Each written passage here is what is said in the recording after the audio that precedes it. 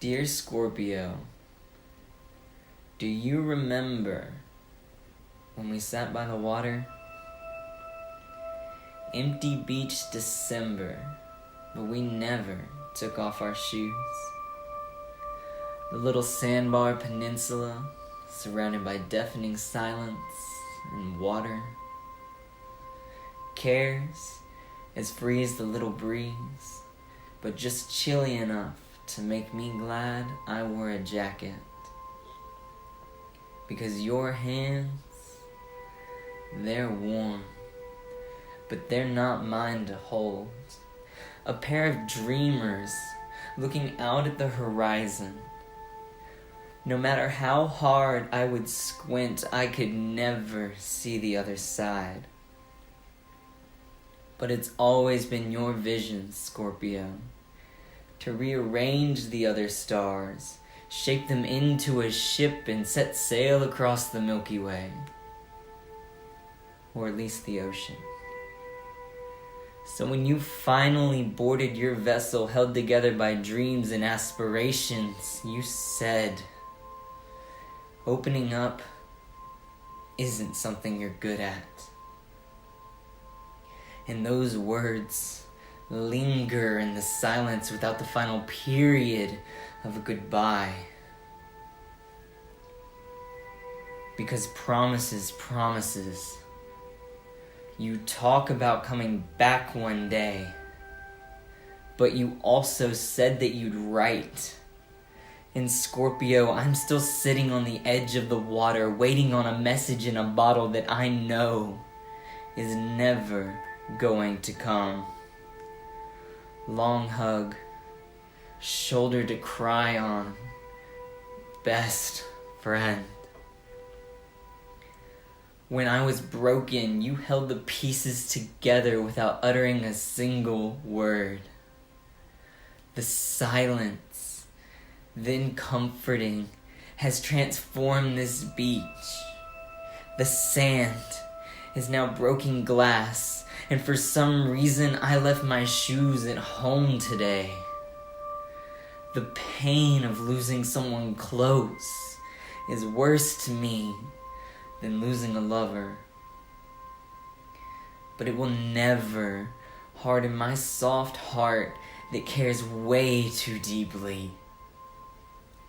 Sometimes you'd call me Tuck, and I never told you, but 10 out of 10 times I hate being called that because it's only one letter away from the word fuck.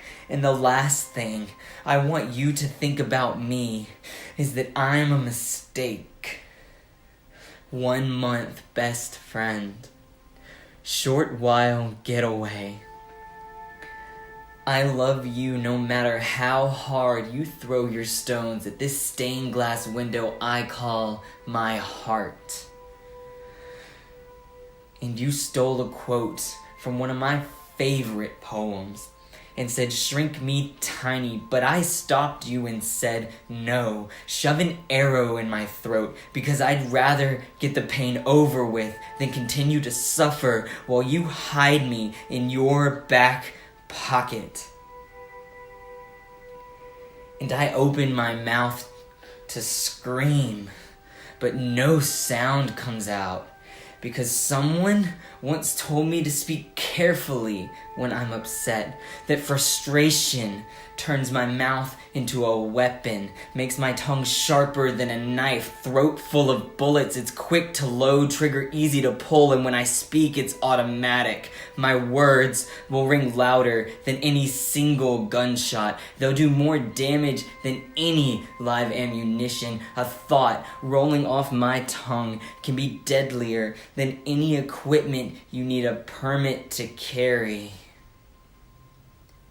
So I shut my mouth, swallow the live rounds, and start the clock on the time bomb in my gut because I know what's going to come next. But I'll tell myself to hold fast, Aquarius, to a flicker of hope because I'm a natural-born optimist. Or I'm ignorant.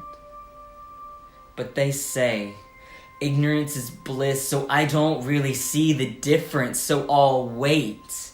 And when I look up at the night sky for shooting stars, I'll spend every wish hoping you have a safe journey, because I want to see the sky from your perspective, Scorpio, because from where I'm standing, there's a cloud covering the moon and I'm scared of the dark, because I will always want to hear how things were on the other side of the water that I could never see across. And I'm still here, sitting by the water on that little peninsula, because I told you once that no matter where we go or how long we're gone, our mountains will always be our mountains. And if we're both constellations floating above the atmosphere, it might take a while, but eventually the Earth will orbit full circle, and we can look back at this place from the same spots in the sky that we've always been.